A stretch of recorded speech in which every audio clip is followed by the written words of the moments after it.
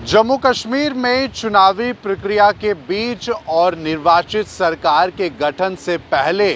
जो सबसे बड़ी बात थी और जिस बात के चलते ज़्यादा सियासी गलियारों में हलचल देखी गई वो बात थी कि आखिरकार उपराज्यपाल की पावर्स बढ़ने के बाद जो 5 एमएलएस नॉमिनेट करने हैं, क्या उपराज्यपाल उस नॉमिनेशन से पहले नई सरकार गठन जो होगी उसके जो नुमाइंदे होंगे सरकार में बैठे जो मंत्री हैं या फिर चीफ मिनिस्टर हैं, क्या उनसे सलाह मशवरा होगा या नहीं, या फिर जल्द ही उपराज्यपाल इन 5 एमएलएस को नॉमिनेट कर देंगे। इस पर संशय बना है, इस पर अभी भी कई सारे सवाल उठ रहे हैं, लेकिन जवाब अभी तक साफ नहीं हो पाया है। नमस्कार, मैं हूं अजयदीप सिंह बलवाल और आप देख रहे हैं नवभारत न्यूज़ 24/7। जम्मू कश्मीर में विधानसभा चुनाव होते हैं। नई सरकार के गठन को लेकर इस समय चुनावी प्रक्रिया जो है वो काफ़ी ज़्यादा तेज़ हो गई है, लेकिन जो सबसे बड़ा सवाल ये है कि उपराज्यपाल की जो पावर्स बढ़ी हैं, जो रीऑर्गेनाइजेशन बिल 2019 के तहत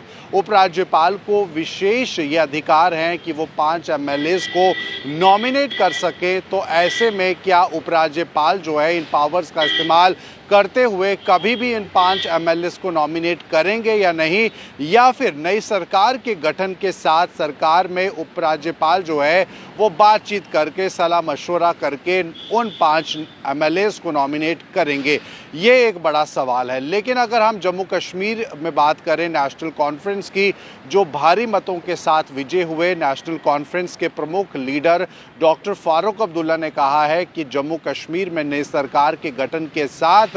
जो चाहिए वो ये चाहिए कि उपराज्यपाल को ये बातचीत जो है वो सरकार के साथ करनी चाहिए और उसके बाद ही जो 5 एमएलएस नॉमिनेट किए जाने हैं वो सरकार द्वारा किए जाएं, सरकार की सलाह मशवरा के साथ किए जाएं। लेकिन इस पर विवाद आज से नहीं बल्कि काफ़ी दिनों से बरकरार है, क्योंकि अगर हम बात करें केंद्र सरकार की तो केंद्र सरकार में से भी भारतीय जनता पार्टी के बड़े नेताओं ने इस बारे में कहा है कि रीऑर्गेनाइजेशन बिल 2019 में जो विशेष अधिकार उपराज्यपाल को मिल रहे हैं वो संवैधानिक है, वो कानूनी है। खुद गृह मंत्री अमित शाह ने ये कहा कि जिस तरह से जम्मू कश्मीर में नेशनल कॉन्फ्रेंस या विपक्षी दल इस मुद्दे को लेकर तूल दे रहे हैं वो बेवजह है, वो सिर्फ सियासत है। आपको बता दें कि इस समय जो 5 एमएलएस को नॉमिनेट किए जाने की बात है वो बात जो है पौंडीचेरी में भी देखी गई, और पौंडीचेरी में जिस तरह से काम होता है उसे लेकर ये बात सामने निकल कर आई थी कि पौंडीचेरी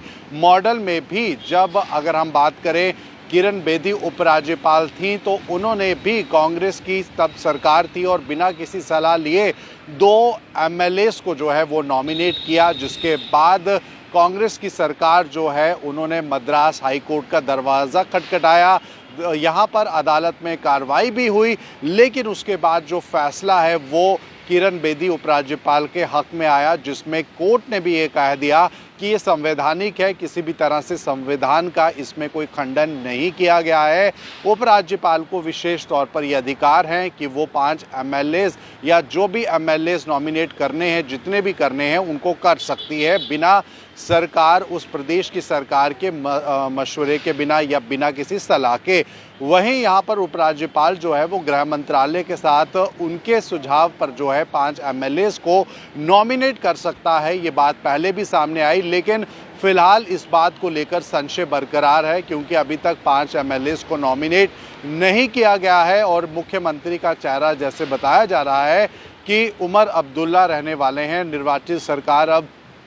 कुछ ही दिन में बनकर तैयार होने वाली है, तो ऐसे में 5 इन एमएलएस को जो नॉमिनेट किया जाना है उसे लेकर अभी तक जो कन्फ्यूजन है वो बरकरार है। और यहीं पर अगर हम बात करें भारतीय जनता पार्टी की, तो जम्मू कश्मीर में भारतीय जनता पार्टी विपक्ष में मजबूत रूप से सामने नजर आएगी, क्योंकि जम्मू संभाग या जम्मू संभाग के अलग ज़िलों में भारतीय जनता पार्टी ने अच्छे बहुमत के साथ जो कैंडिडेट्स हैं उन्होंने वोट लिया है। तो ऐसे में जब जम्मू कश्मीर में भारतीय जनता पार्टी विपक्ष में बैठेगी तो कहीं ना कहीं ये एक बड़ा कोशिश और प्रयास भी केंद्र सरकार का रहेगा कि उपराज्यपाल, जिस हक की बात उपराज्यपाल द्वारा होती है, वो नॉमिनेट मेंबर जो हैं वो किए जाएं। वो 5 मेंबर्स जो हैं, वो 5 एमएलए जो हैं, वो उपराज्यपाल द्वारा नॉमिनेट किए जाएं, क्योंकि जम्मू कश्मीर में भारतीय जनता पार्टी की साख जो है वो बची रहे। बहरहाल ये इस समय की खास बड़ी जानकारी जो हम आपको 5 एमएलए नॉमिनेट किए जाने हैं उसके संदर्भ से सामने दे रहे थे।